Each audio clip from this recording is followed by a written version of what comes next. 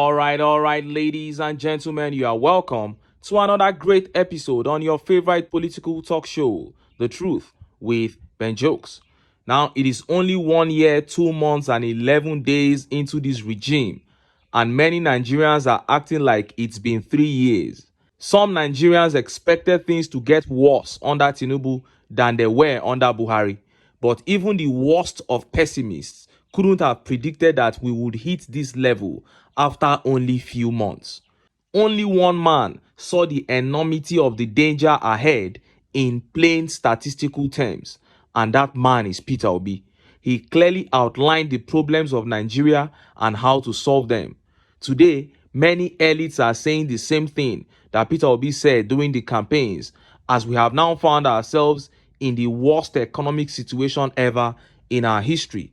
And in the midst of all this administration has offered nothing but propaganda and lies, empty promises every now and then.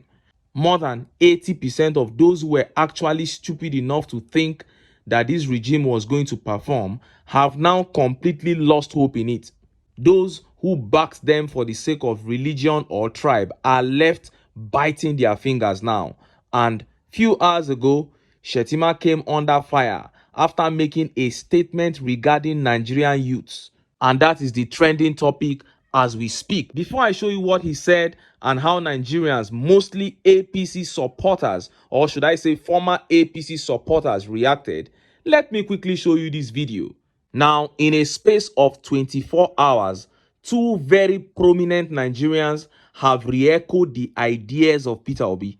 First, it was Tony Elumelu, who re-echoed Obi's position on oil theft. Now, two-time governor of Kano State and former Minister of Education Shekarau is now backing Peter Obi's position on fuel subsidy removal. Obi said, "You cannot throw away the baby with the bathing water." He said subsidy will be removed, but the subsidy regime itself needs to be properly probed in a manner that we can still pay subsidy and have money to throw into development. Shekarau was saying the same thing using the same baby and water analogy in this video. Check it out. As you alluded, how do you reverse the consequences that we are seeing? Well, reversing the consequences is going back to the drawing board. From the address he gave to the nation a couple of days ago, it's as if he was saying the issue of subsidy is gone and they're not going to revisit it. I think that was very, very serious error. If I were him, we admit, accept that there were problems, accept that there were some errors, that you are going to look at it, and immediately after that, people will see you putting in place, looking into that matter.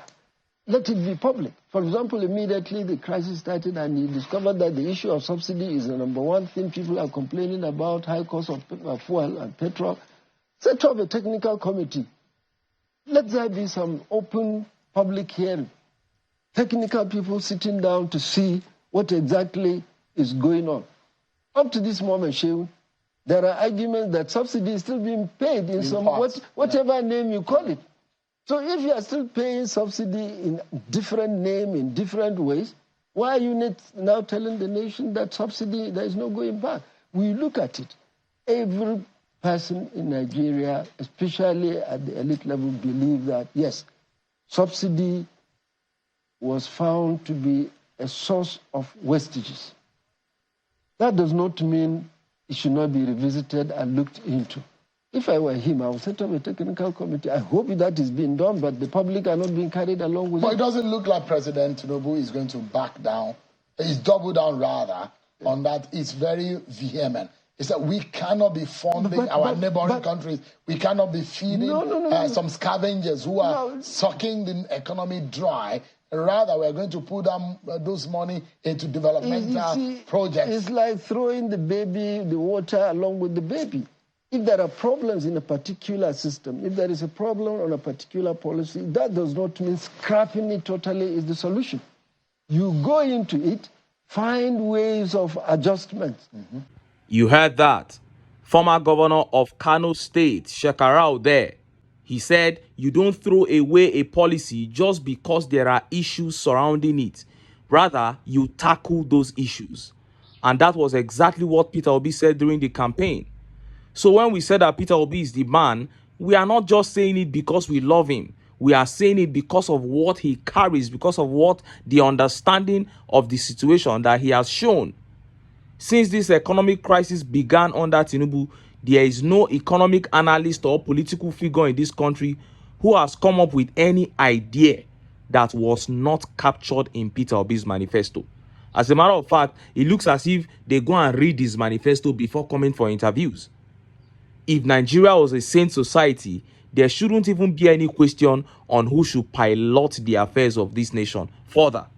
But to be honest, the Obi's idea on subsidy removal is not such a strange idea.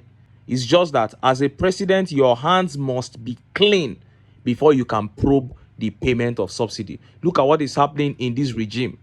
They are paying more subsidy than Buhari paid. Yet, we are buying fuel at over 600, over 700 naira. Something that sold 195 under Buhari. You can see that it's such a complex situation. And everything screams corruption, corruption, corruption. And it takes only a person with clean hands like Peter Obi to come and dismantle that corrupt system. Point blank, period. Now, let us look at that statement by Kashim Shettima that generated heavy reactions from Nigerian youths, especially coming after the Tinubu regime maltreated and even killed some youths during the End Bad Governance protest. Look at how the papers reported it. Nigerian youths remain Tinubu's priority, says Shettima. Kashim Shettima has restated Bola Tinubu's administration's commitment to support and empower more Nigerian youths to excel in their chosen vocations. According to him, Tinubu holds Nigerian youth in high esteem, and his commitment is evident in his appointments and the administration's policies and initiatives such as the Youth Investment Fund, IDICE program, and the National Youth Development Bank, among others. In a Saturday statement, Shettima spokesman Stanley Nkocha quoted his principal as saying that apart from addressing genuine concerns affecting the youths, the administration's focus on young persons is premised on the trust and confidence Tinubu has in them. He said, "The youths are the lifeblood of any nation, and Mr. President acknowledges this fact. I want to assure you that Bola Ahmed Tinubu has the best interest of the youth at heart, and he has demonstrated this in the most of the programs that this administration is doing and has undertaken to do," he added. Shettima further expressed confidence in the ability of the present administration to address all of the concerns raised across different quarters and appealed for more time for the government's plans and program to begin to manifest. He commended the leadership of the APC youth wing for their steadfastness, commitment, and patience, assuring that all the group's requests will be addressed in due course. That is the APC youth wing. You address their request as a group. You give them money. They share of the loot with you. Maybe those are the people you are talking to. Not Nigerian youths that were shot at because they came out for peaceful protest just days ago. You are definitely referring to your political youths. And look at how Nigerians reacted. Let's take some of the tweet reactions. And in choosing my tweet reactions, I made sure that most of the tweets I chose were from ex-users who were popular APC supporters during the campaigns last year. Let's take some of their views. Oluwadara here says, "May God forgive Shettima. Does he know the hell we are going through? Does he know how tough the going has been? Well, you chose them. You were one of those who chose them. You kept backing them with your data online. You deserve what you are going through." And this tweet here by Adelana Oluwase, he says, "Ninu Ishei, Ninu hardship, may they continue." He said, inside this poverty, inside this hardship, this man is saying this. Well, you guys backed them with your data. And Abubakar Umar says, stories. That is it. They've been telling them stories and propaganda since the beginning of their regime.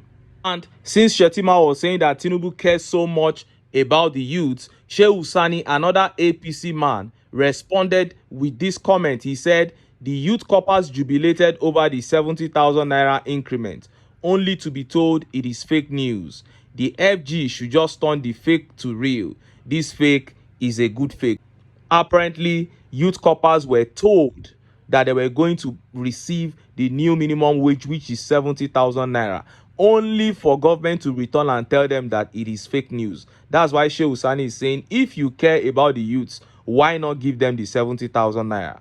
You know, Shehu Sani is such a clown now. He's just going back and forth, going up and down, looking for political relevance and political appointment from the APC government. It's such a shame what these so-called leaders have become.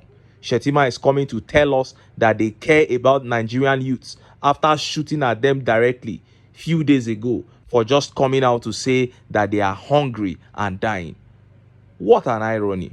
So, is it until you start coming to our houses to shoot us before we know that you don't care about us? Huh? But this is the APC. I am not surprised. A party of propaganda and lies. That was what Buhari did for 8 years. At the end of the day, he achieved nothing, left Nigeria heavily indebted, and he walked away. And this is the same thing we are seeing now, because these guys have come to steal, to kill, and to destroy. I keep saying it, but I don't blame them. They are enriching themselves. It is Nigerians who are at the receiving end who should say, no, we cannot continue to suffer in a land of plenty. And then they unite and do the right thing. Because no matter how strong a party is, there cannot be stronger than the collective. If Nigerians will unite and do the right thing, they will take their country back. But until then, make I still enter town. Make I go get some ogbonge political news wey una go like. Why? Because na because of una. Now I dey here, so don't go away. Don't go away.